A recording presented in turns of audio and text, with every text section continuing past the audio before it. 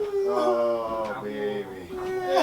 This is Chris Justino, known as Cyborg, just days before fights like this.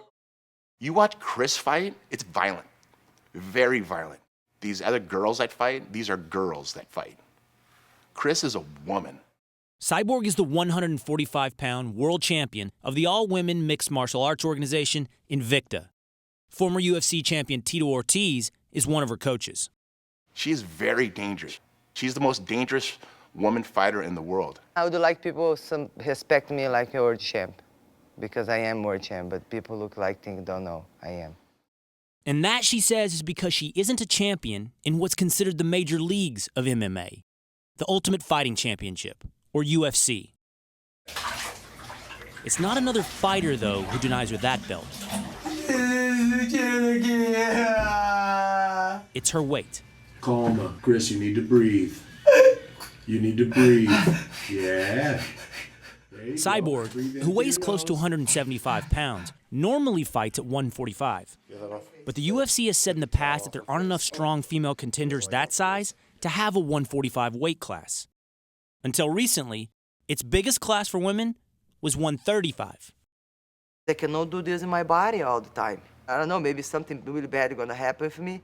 Still, she was last allowed to compete in the UFC at 140 pounds in September, but not for a title. How much did you cut before that fight? The week I was there, cut weights 26 pounds. 26 pounds in what kind of time frame? Like 2 days. How do you drop 26 pounds in 2 days? In the beginning, impossible. I was freaking out. You know, you have to dehydrate. I thought this was the part you were looking forward to, baby. I hate this. This is kind of the dirty little secret that's going on in front of our eyes. Let's take a look at the eye now. Dr. Anthony Alessi is a neurosurgeon who for more than 20 years has worked with the Connecticut State Athletic Commission monitoring combat sports. Weight cutting is trying to wring as much water out of your system so you can get onto the scale at a low weight. Medical experts say any dehydration-based weight cut over 5% is dangerous. This means a fighter Cyborg's size should cut no more than 8 pounds of water weight. Tito said, when I cry, I lose water. That's good. Weight issues have long been a problem for Cyborg. In 2011, she was caught using anabolic steroids. I did one mistake in my career about doping. You know, I used something for lose my weight.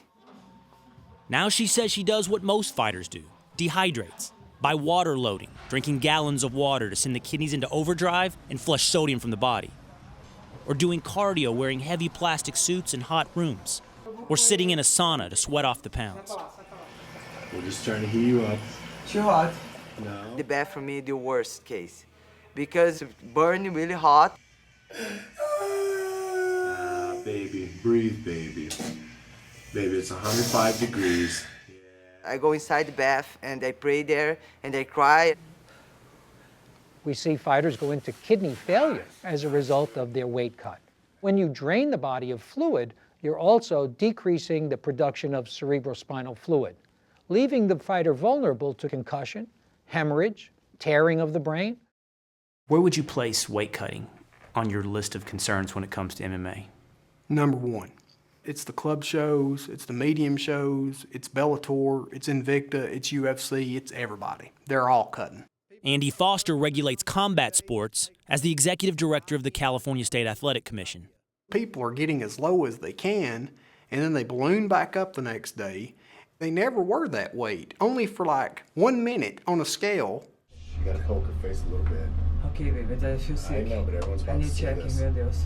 Everyone's about to see it. Put your shoulders back, head up.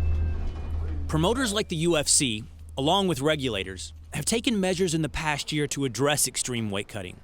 Hours have been added to the time between weigh-in and the fight to better allow for rehydration. And fighters are now required to check in at the beginning of fight week within 8% of their target weight. Good luck tomorrow, you two. In November, Cyborg told Outside the Lines that UFC President Dana White had never offered her a fight at 145 pounds. He said, if you want to keep your job, your next fight will be on 40. So why does UFC want you at 140, a class that doesn't exist anywhere else? I really don't know. I think they don't want to open my division.